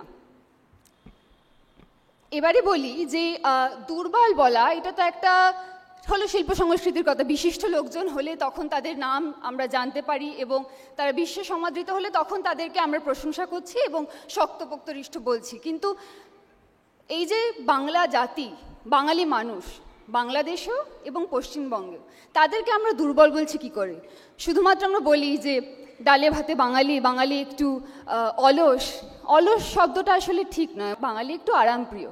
এই এত বছর ধরে বাঙালি যে লড়াই করে এসেছে এবং লড়াই করে চলেছে, এটা কিন্তু কোনো দুর্বল জাতির লড়াই নয়। প্রাকৃতিক এই যে প্রকৃতি যখন এই হিংস্র রূপ ধারণ করে, সেই তার সাথে লড়াই করা কোনো দুর্বল জাতির কাজ নয়। সেটা কিন্তু বাঙালি এত বছর ধরে করেছে। বাঙালি শুধু দুভাগ না, বাঙালি অনেক ভাগে ভাগ করা রয়েছে। আজকে যেটা আমি বললাম, আমেরিকায় বাঙালি আছে, কানাডায় আছে, জাপানে আছে, দিল্লিতে আছে, বম্বেতে আছে। হয়তো সুজিত সরকার কলকাতায় ছবি করে যেই নাম পান না, সারা দেশে ছবি করে ভারতবর্ষে সেই নাম পান, সমাদৃত হন। সেরকম এরকম অনেক তর্ক বিতর্কের জায়গা উঠে আসে। কিন্তু আমি এটাই বলতে চাই, বাঙালি দুভাগ বা 7 ভাগে ভাগ না 8 ভাগে ভাগ হলে দুর্বল হবে, এটা ঠিক, কিন্তু বাঙালি কিন্তু দুর্বল নয়। আপনাদের স্ট্রাকচার দুর্বল কিনা, অর্থনৈতিক জায়গা দুর্বল কিনা, সেইগুলো বিচার করে দেখুন। মন থেকে, সাংস্কৃতিক জায়গা থেকে এবং তার মননের জায়গা থেকে বাঙালি কিন্তু একেবারেই দুর্বল নয়। আমি আমার বক্তব্য শেষ করব সেই 1905 সালে লেখা রবীন্দ্রনাথের প্রার্থনার 2 লাইন থেকে। বাঙালির প্রাণ, বাঙালির মন, বাঙালির ঘরে যত ভাই বোন, এক হোক, এক হোক, এক হোক, হে ভগবান। ধন্যবাদ। ধন্যবাদ রীতাবরী, ধন্যবাদ। এবং বঙ্গভঙ্গের এই প্রসঙ্গের রেশ টানতে আসছেন কিনা জানি না, কিন্তু যিনি তার নাটকের মধ্যে, তার চলচ্চিত্রের মধ্যে, তার বক্তব্যের মধ্যে বারবার আমাদের কাছে স্পষ্ট অকাঠ্য বাস্তবের একটা ছবি বহুবার রেখেছেন, সুমন মুখোপাধ্যায়।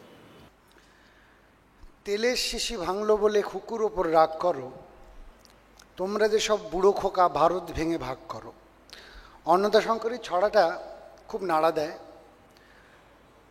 বাঙালি বহু ভাগে বিভক্ত, সেই মাত্র শুনলাম, সেটা সত্যিও।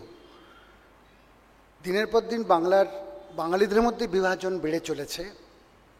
কিন্তু এখানে এই সভায় যে দুভাগের কথা ইঙ্গিত করা হয়েছে, সেটা তার অনুষঙ্গে বলতে পারি, আমার কাছে অন্তত তার ব্যাখ্যা হয়েছে যখন দেশ ভাগ হলো। নাসিরুদ্দিন মোল্লার একটা গল্প আছে যে একবার এক মৌলবি দৌড়ে দৌড়ে বাড়ি ফিরছেন, বৃষ্টি পড়ছে। মোল্লা নাসিরুদ্দিন বলে, নাকি আপনি দৌড়ে দৌড়ে বাড়ি ফিরছেন কেন? বলে, দেখছো না বৃষ্টি পড়ছে। তখন মোল্লা বলেন, আরে ঈশ্বরের দান মাথায় পেতে নিন, দৌড়চ্ছেন কেন? তা মৌলবি আর কী করে, হেঁটে হেঁটে ফিরলেন ভিজে। পরের দিন একই ঘটনার পুনরাবৃত্তি। এবারে মোল্লা দৌড়চ্ছেন আর মৌলবি বসে আছেন। বলে, কি মোল্লা সাহেব আপনি দৌড়চ্ছেন কেন? আপনি যে বললেন ঈশ্বরের দান মাথায় পেতে নিতে হবে, বলি ঈশ্বরের দান পায়ে লেগে যাচ্ছে তো তাই দৌড়ে দৌড়ে ফিরছি। তা এইখানে ঠিক এই দেশভাগ দুর্বলতা সবলতার যুক্তিপটটা এরম একটা কূটের মধ্যে রয়েছে, আর কূটনৈতিক শর্ত রয়েছে। আর দ্বিতীয় গল্পটা হয়েছে দেবেশ রায়ের একটা উপন্যাস, একাডেমি পুরস্কার প্রাপ্ত তিস্তাপারের বৃত্তান্ত, যেটা আমি মঞ্চায়ন করেছিলাম 2000 সালে। তার একটি পর্বে আছে যেখানে বিএসএফের একটি দল তিস্তার বন্যার ফলে তাদের ক্যাম্পে আর থাকতে পারছে না। বাংলাদেশ ক্যাম্পের বিডিআর ক্যাম্পের যিনি সেনাপ্রধান তিনি ফোন করে বলছেন বিএসএফ প্রধানকে, আপনি আমাদের ক্যাম্পে চলে আসুন, কারণ বন্যায় আপনাদের ক্যাম্প ভেসে যাবে তিস্তার বন্যায়। তা গোটা দলবল নিয়ে সেই বিএসএফের সেনা এবং তার সেনানীরা সেখানে পৌঁছলেন। সেখানে প্রায় পিকনিক হচ্ছে, একটা মাংস রান্না হচ্ছে, দুই সেনাপ্রধান বসে গল্প করছেন। তখন উনি বলছেন, বাংলাদেশের সেনাপ্রধান বলছেন, ভারতীয় সেনাপ্রধান বলছেন টিভিটা চালান না, খবর শুনবো। বললেন না, খবর 7:30টায় হবে। আরে না, 7টায় হবে, এই দেখুন ঘড়িতে 7টা বাজে। বললেন না না, এখন 7:30 বাজে। দুজনে ঝগড়া লেগে যায়। তখন বলে, মা আমরা বুঝি বাংলাদেশি টাইম, আমার তো ইন্ডিয়ান টাইম, আধ ঘন্টা তফাৎ। তখন একজন বলেন যে দেখুন, নদী এক, ফ্লাড এক, শুধু টাইমটাই আলাদা। তা তিস্তা ব্যারেজের পর সে নদীটাও আলাদা হয়ে গেল, বিভক্ত হয়ে গেল। এখন সে তিস্তা নিয়ে আমাদের দুই রাষ্ট্রের নানা রকম তর্ক বিতর্ক চলছে। আমার কাছে যেটা সবচেয়ে বড় কথা, যদি দুভাগের কথা বলি, একটা দেশভাগ যখন ঘটে তার যে লজ্জা, তার যে এই স্থানান্তরের যে অবসাদ, একটা জাতিকে কি ভেতর থেকে কুরে কুরে খায় আর সমগ্র জাতকে কত ভেতর থেকে যন্ত্রণা দগ্ধ করে, সেটা কিন্তু আমাদের একটু মন দিয়ে বুঝতে হবে। একটা দেশভাগ যখন ঘটে ধর্মের নামে, এবং সেটা একটা ঔপনিবেশিক একটা চাপ থেকে এবং ভারতীয় রাজনীতির একটা নোংরা দিক থেকে এই দেশভাগটা ঘটেছে, এবং সেখানে কত মানুষের যন্ত্রণা, এই স্থানান্তরের যন্ত্রণা, এই দুঃখ এটা ভেতরে ভেতরে জাতিকে তো নষ্ট করে দেয়। সেখান থেকেও যে বাঙালি দাঁড়াতে পেরেছে সেটা বিশাল বড় কথা। আর তথ্যের দিক দিয়ে যদি আমরা দেখি, তাহলে বাংলা ভাষা বলেন প্রায় 25 কোটি বাঙালি, ভারত বাংলাদেশ মিলিয়ে বাংলা ভাষায় কথা বলেন। এবং তৃতীয় জনগোষ্ঠী সারা পৃথিবীতে বাঙালিরা, তারা বিভক্ত দুটো দেশে।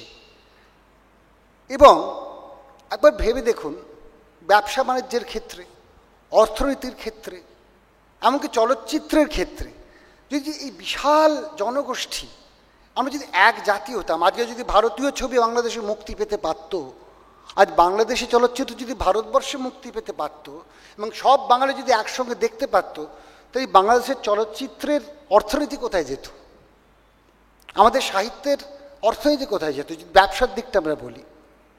তাহলে আমরা দেখছি যে এইটা কোথাও দুর্বল করে দিয়েছে আমাদের। একটা মানসিক দুর্বলতার কথা উঠেছে, অন্যান্য দুর্বলতার কথা উঠেছে। 1 মিনিট। কিন্তু সেখান থেকে আমার যে মনে হয় যে সেই পুরনো কথা, যেটা ইসপেও আছে, আলেকজান্ডার ডুমাতেও আছে, যে united we stand and divided we fall, এই কথাটা কিন্তু বারবার হাড়ে হাড়ে টের পাই। যখন আমরাও বাংলাদেশে গিয়ে নাটক করেছি, 1988 সালে মাধব মানসী কন্যা করেছি, অভিনয় করেছি, তারপর তিস্তাপারের বৃত্তান্ত নিয়ে গেছি।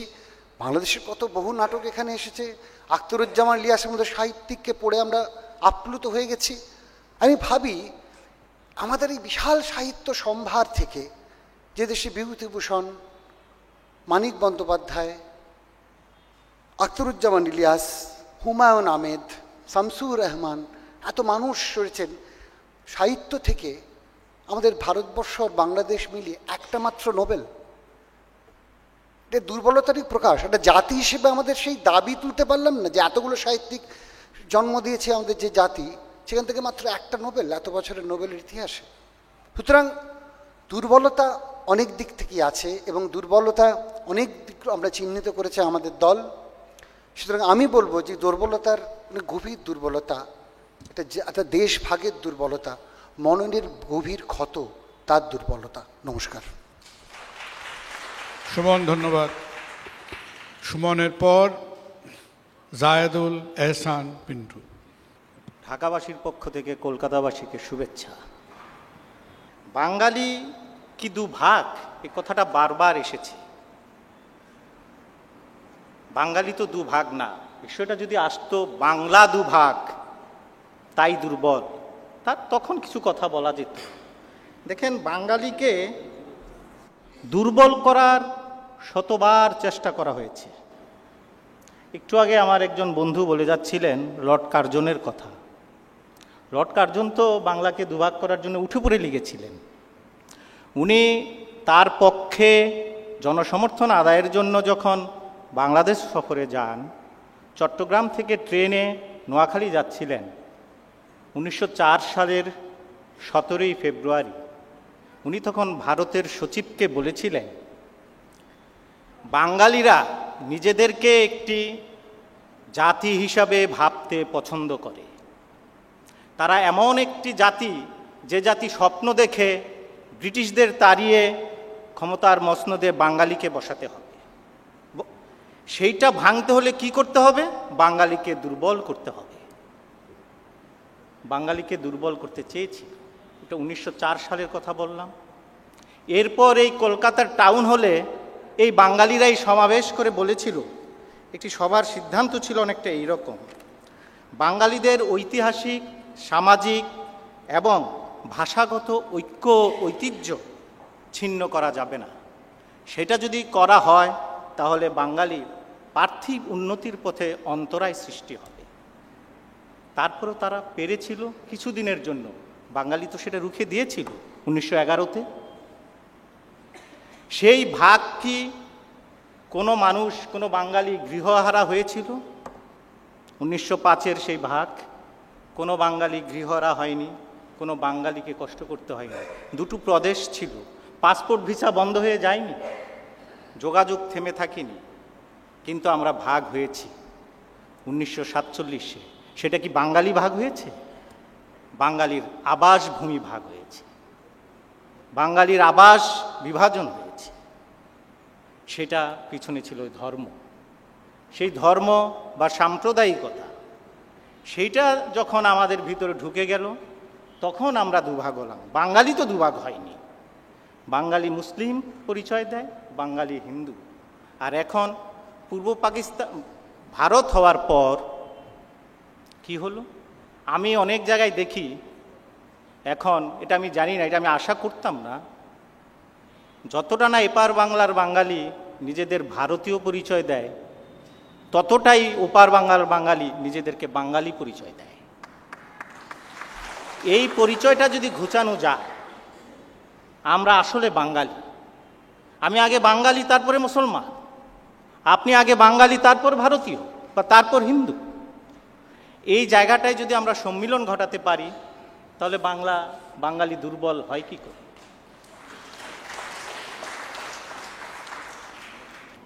1954 সালে এই অবিভক্ত বাংলার যে প্রধানমন্ত্রী ছিলেন শেরেবাংলা ফজলুল হক চিকিৎসার জন্য এই কলকাতায় এসেছিলেন। কয়েক বছর আগে যিনি এই বাংলায় নিজের দেশ মনে করতেন, কয়েক বছর পর সেটা তো আর উনি ভুলতে পারেন না। ওনার হৃদয়ে তো সেটা ছিল। উনি কি বলেছিল জানেন? উনি বলেছিলেন, দুই বাংলার মানুষের মাঝে এই উপলব্ধি হওয়া আজ এতই জরুরি যে তাদের জীবনযাত্রার উন্নতির পথ হচ্ছে একের সঙ্গে অপরের সহযোগিতা। দেখেন, 1954 সালে বলল, আজকে 2016 সাল। আমরা দুর্বল কিন্তু মাঝে মধ্যে হয়ে যাই। ওই যে এত লম্বা সময় অপেক্ষা করেছি কেন? পারস্পরিক সহযোগিতা এখন বাড়ছে। আমি আবার ওই শেরেবাংলা ফজলুলের এই কথা দিয়েই বলি, আমরা দুর্বল নই। দুর্বলটা মনস্তাত্ত্বিক। এটা যে চিন্তা করে যে আমি দুর্বল, সে দুর্বলতর। আর আমি যদি চিন্তা করি আমি দুর্বল না, আমি সবল, তা আমি সবলতর হব। আমাদের সবার সেইটাই ভাবা উচিত। নয়তো কি হবে? ওই আমাদের বিখ্যাত অভিনেতা, ওনার যে বেলা শেষে, আমার যেন ওই বেলা শেষে এসে বলতে না হয়, ওই যে আপনার শীর্ষেন্দুর পার্থিব উপন্যাসের শেষ লাইন, এসো আমরা সবাই মিলে কাঁদি, কেঁদে একাকার হয়ে যাই, আপনাদের যেন সেটা হতে না হয়, আমরা আমাদের পারস্পরিক যোগাযোগ আরও বাড়াই, আমরা নিজেদের দুর্বল ভাববো না, দুর্বল ছিলাম না, দুর্বল থাকলে তো আমরা একসাথে হতে পারতাম না আজকে, সেইটাকে আমরা এগিয়ে নিয়ে যাই ভবিষ্যতের জন্য। কারণ আর অতীতকে বিশ্লেষণ করি, কারণ বর্তমানের ব্যাখ্যা অতীতেই বিদ্যমান। সো 1905 বা 1947 ভুলে গিয়ে আমরা নতুন পথে এগোই, এই আমাদের কাম্য হওয়া উচিত। ধন্যবাদ সকলকে। অনেক ধন্যবাদ, অনেক ধন্যবাদ সায়াতুল। আমাদের বিতর্কের এখন শেষ পর্যায়ে সংক্ষিপ্ত 3 মিনিটের তার সারাংশ, তার মতামত, উনি কি মনে করলেন, কিভাবে উনি সামারাইজ করবেন the arguments for the opposition. Jahangir ভাই, মোহাম্মদ জাহাঙ্গীর। Thank you. সম্মানিত বক্তারা যে বিষয়গুলোর উপর জোর দিয়েছেন সেগুলোর শ্বাস কথা যদি আমি করি, তাহলে এই দাঁড়ায় বাংলাদেশ ও পশ্চিমবঙ্গের মধ্যে সহযোগিতার ক্ষেত্র আরও বাড়াতে হবে, তাহলে এই দুর্বলতা অনেকাংশে হ্রাস পাবে। যত সীমানায় থাকুক না কেন, বাঙালিয়ানার আবেগ থেকে আমাদের কেউ দূরে সরিয়ে রাখতে পারবে না। জঙ্গিবাদ ও মৌলবাদ প্রতিরোধ করার জন্যে দুই বাংলাকে একযোগে কাজ করতে হবে। আমাদের দুই বাংলাই উন্নত, তবে আমরা পৃথিবীর বুকে আরও উন্নত জাতি হিসেবে নিজেদের গড়ে তুলতে চাই। কিছু কিছু জায়গায় বাঙালি দুর্বল হলেও সামগ্রিকভাবে বাঙালি দুর্বল নয়। বাঙালির সাফল্য রয়েছে বিভিন্ন ক্ষেত্রে, এটা দুর্বলতার পরিচয় নয়। বাঙালি ভাগ কথাটি ঠিক নয়, বাংলা আসলে ভাগ হয়েছে, বাঙালি ভাগ হয়নি, বাঙালি অবিচ্ছেদ্য। অবিভক্ত বাংলার রাজনীতিবিদ শেরে বাংলা কে ফজলুল হক 1954 সনে বলেছিলেন, আজকে 2016, 1954 সনে বলেছিলেন, দুই বাংলার উন্নতির জন্য দরকার পারস্পরিক সহযোগিতা। আমার মনে হয় আমরা যে কথাটির উপর জোর দিতে চেয়েছি সেটা হলো পারস্পরিক সহযোগিতা।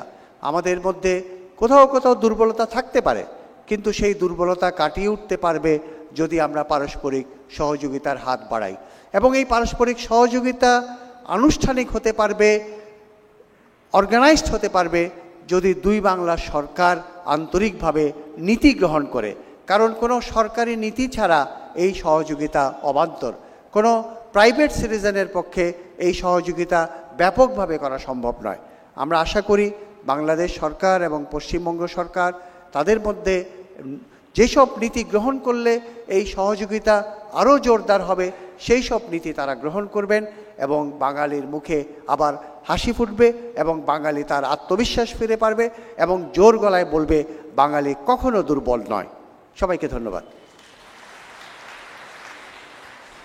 ধন্যবাদ, ধন্যবাদ জাহাঙ্গীর ভাই। আলাপন এবার তার 3 মিনিটের সারাংশতে আমাদের জানাবে যে সে কেন এখনো মনে করছে বাঙালি দুভাগ তাই দুর্বল। শেষ পর্যন্ত শ্রদ্ধেয় জাহাঙ্গীর ভাই যা সংক্ষিপ্ত সার দিলেন সেটা আসলে আমাদেরও সংক্ষিপ্ত সার। আমরাও মনে করি 1000 বছর ধরে যেভাবে আমরা গড়ে উঠেছি তাতে আমাদের আবেগগত সম্পর্ক খুব ভালো। আমরাও মনে করি আমাদের আত্মিক সম্পর্ক খুব ভালো। আমরাও মনে করি আত্মবিশ্বাসের অভাবে দীর্ণ হওয়ার কোনো প্রয়োজন নেই। আমরাও মনে করি সামান্য কয়েক বছর কি এই 1947 থেকে আজ অবধি একটু না হয় মাঝে মাঝে এদিক ওদিক হয়েছে, তাতে চিন্তিত হওয়ার দরকার নেই। আমরাও সসম্মানে স্মরণ করি 1954 সালে শেরে বাংলা ফজলুল হক কি মনে করেছিলেন। আমরা শুধু বারবার বলেছি এই আবেগগত ঐক্য, এই সাংস্কৃতিক আত্মিক ভাববন্ধন যথেষ্ট না।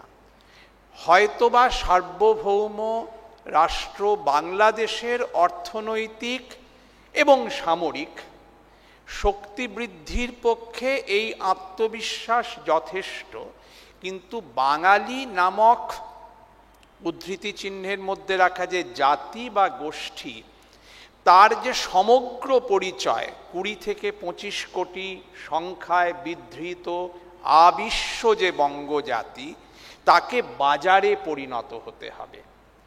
বাজারের শক্তি, সেই সবলতা আজও আমাদের মধ্যে নেই।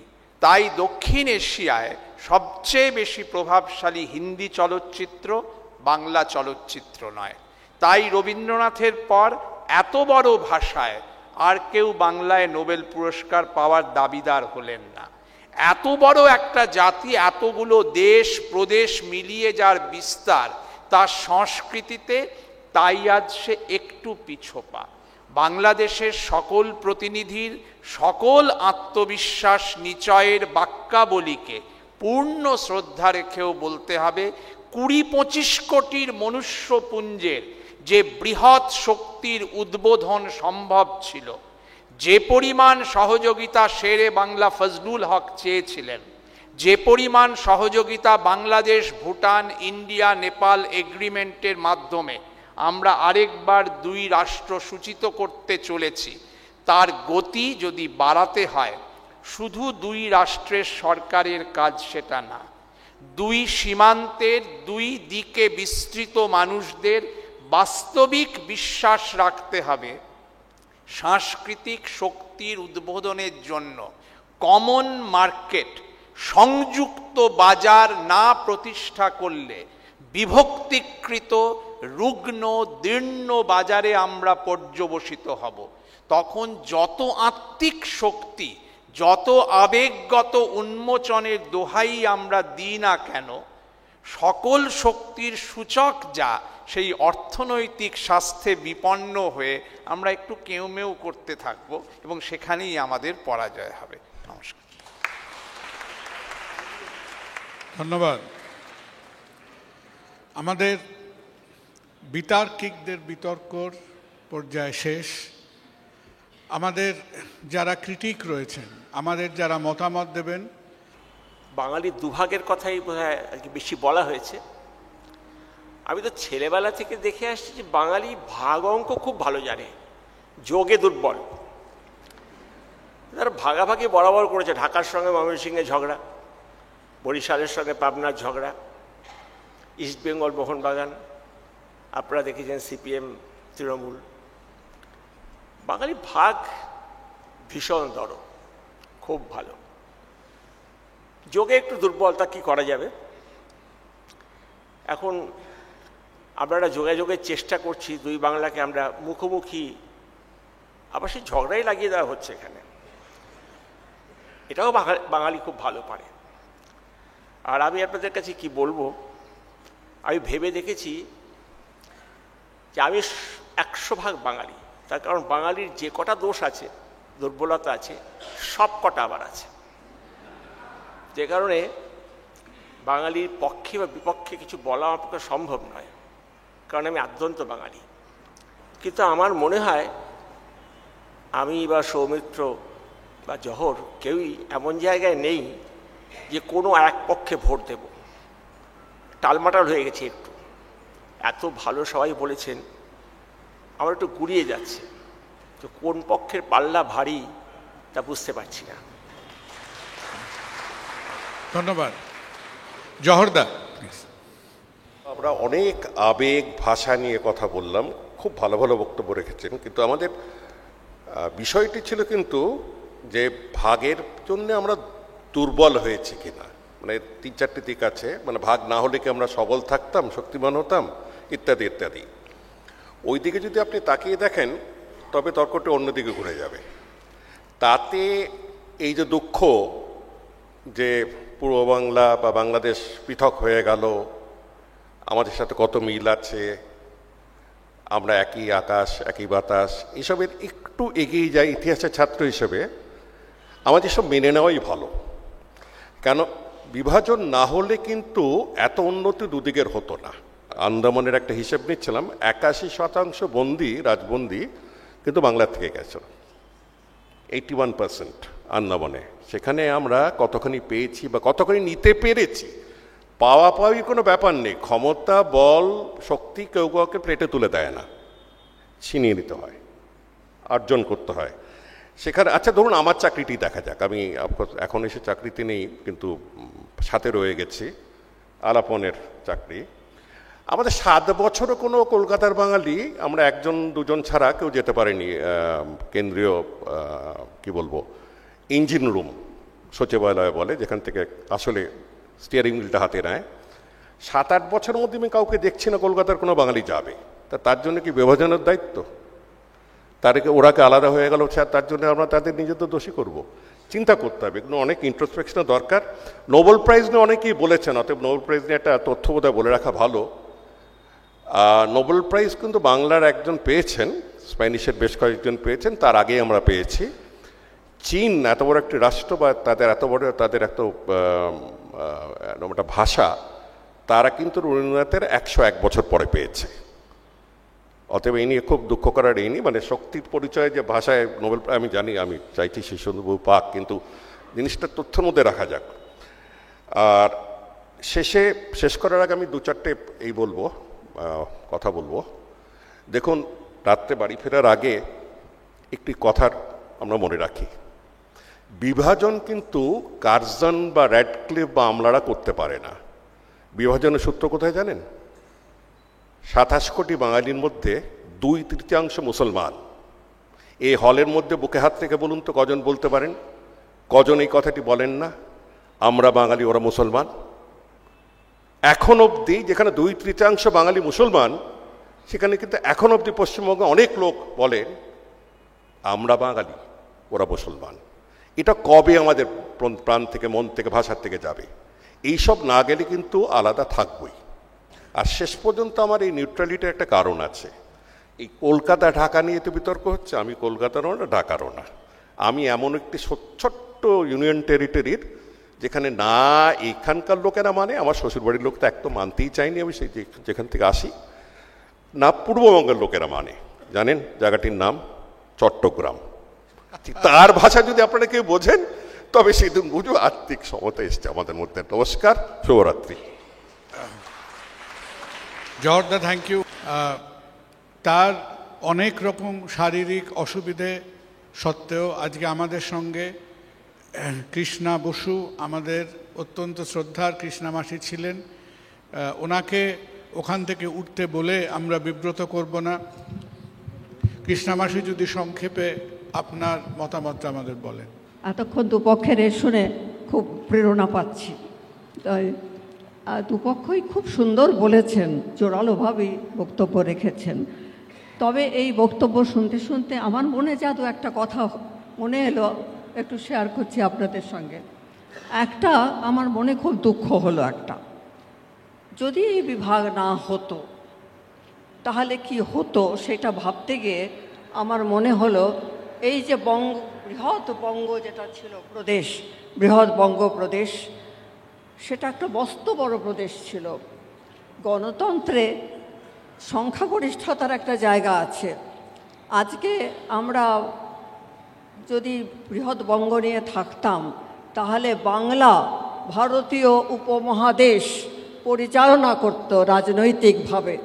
তার থেকে আমরা কিন্তু বঞ্চিত হয়েছি। এখন আমরা কি হলাম?